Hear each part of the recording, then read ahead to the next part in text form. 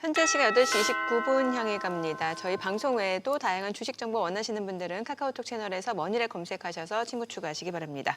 지난 주말에 여러 가지 이슈가 있었잖아요. 저희 예. 그래서 그 내용 좀 자세히 좀 짚어보겠습니다. 일단 미 연방 대법원이 트럼프 대통령의 상호 관세를 위법으로 판단하면서 전 세계를 뒤흔든 트럼프발 관세 제동이 걸린 상황입니다. 상호 관세라는 수단만 사라졌을 뿐이고 트럼프 행정부 관세 압박 새로운 방식으로 좀 이어지고 있는 상황이죠. 그렇죠.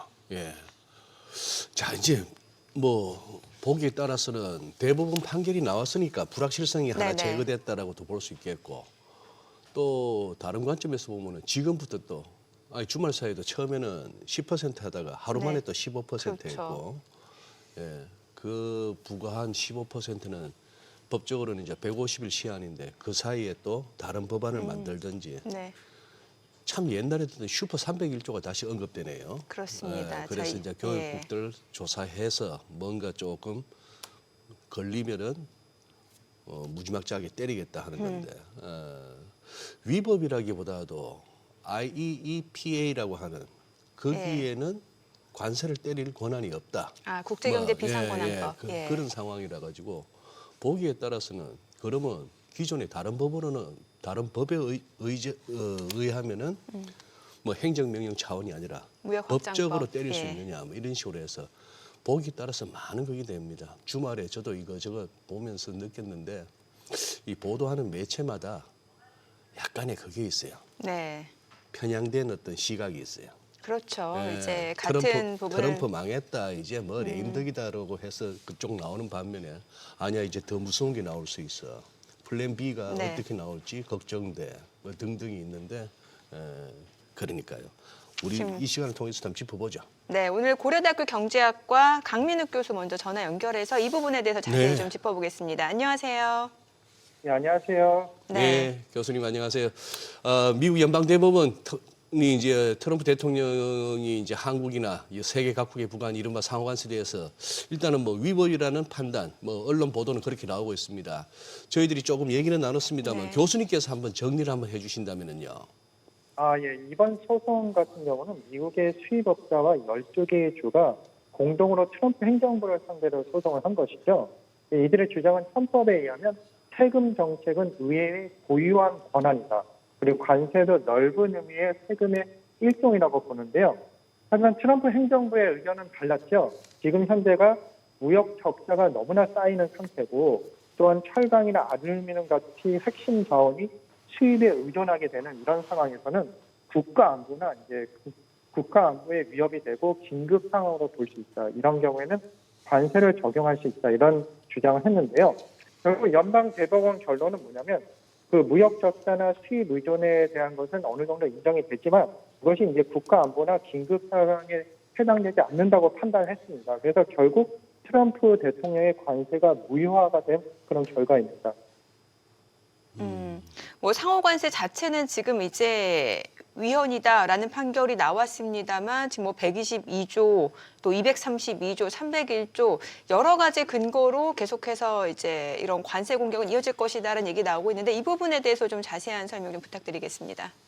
예, 맞습니다. 이제 상호 관세 인상에 대한 대법원의 관세 결정은 이제 무효 결정이 났죠. 하지만 이제 다른 카드가 있습니다. 그것이 기본 관세인데 그 트럼프 대통령은 이제 무역법 122조에 근거해서 이제 기본 관세, 모든 무역 상대국에 적용되는 기본 관세를 이제 15%까지 상향 조정한다고 이렇게 말을 했고요.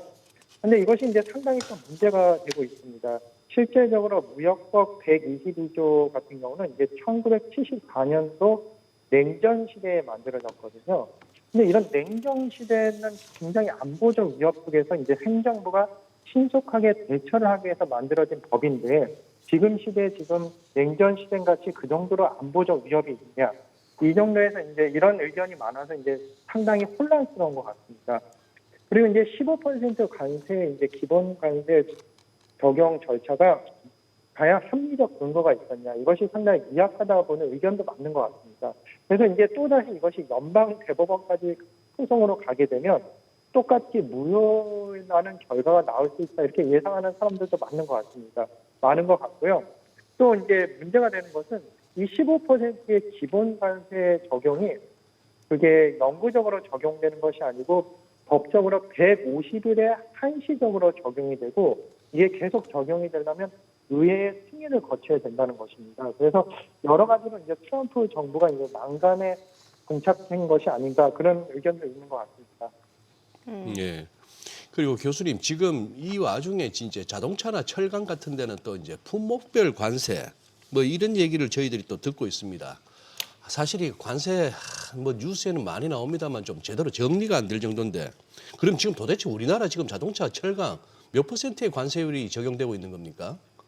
예, 지금 현재 이제 관세가 이제 여러 가지로 이제 복잡한 건데 일단은 이제 트럼프가 처음으로 걸은 관세는 이제 상호 관세죠. 특정 국가한테 이제 관세를 조정하는 것이고 이제 이것이 이제 대법원에서 무효가 됐으니까 이제 기본 관세를 적용했죠. 그래서 15%를 적용한다고 발표를 했고 이제 마지막 남은 건 이제 품목별 관세인데 이것은 이제 제품에 따라서 관세를 적용하는 것입니다. 국가별로 적용되는 것이 아니고 기본적으로 이제 자동차, 철강, 반도체 이런 품목별 관세를 적용할 수 있는데요. 실제로 반도체 같은 경우는 이제 심각한 위험성이 있는 것이죠. 지금 한국, 대만, 일본의 주요 수출품이 이제 반도체 같은 경우인데 이들 국가의 무역 협정을 하는데 이런 반도체 관세 같은 경우는 정책적 수단 카드로 될 수가 있습니다. 그리고 이것은 행정부가 어느 정도 선에서는 마음대로 관세를 정할 수 있는 품목이라서 상당히 우리나라로서도 이제 신중하게 생각하는 것인데요. 그래서 결론적으로 말해서 여러 가지 대법원에 대한 소송도 있었고 이제 행정부가 소송에 지기도 했지만 결론적으로 말해서 여전히 미국이 무역 협상에 상당히 유리한 위치에 있는 것은 확실한 것 같습니다. 이번에 또 하나 이제 환급에 대한 얘기는 없었다라는 것도 여러 해석들을 좀 가능케 하는 부분인 것 같은데 지금 교수님께서는 여전히 미국이 이제 무역과 관련해서는 좀 우위를 점하고 있다. 그럼 앞으로 이제 우리나라 대미 투자와 관련된 부분이라든지 또 수출 기업들 환급 받을 수 있는지 여부 이 부분은 어떻게 보시나요? 예, 일단은 이제 우리나라 수출 기업이 환급 받을 확률은 거의 없다고 보는데요. 그 이유가 뭐냐면 일단 대법원 판결은 이게 관세 무효한 환급에 대한 그런 직접적인 언급은 없었고, 하지만 이제 이 법을 통해서 이제 환급을 받을 수 있는 주체가 있는데요. 환급을 받을 수 있는 주체는 관세를 직접 낸 주체가 환급을 받는 것입니다. 그래서 미국 내 수입업자가 그 대상이 되는 것이지 우리나라 수출 기업이 그 대상이 되기는 그 법적으로 상당히 애매한 것 같습니다. 그래서 미국 내에서는 미국 내 수입업자들이 이제 행정부를 상대로 이제 소송을 낼 것이고 이것을 성공하면 이제 환급을 받을 수 있는 그런 길이 열린 것 같습니다.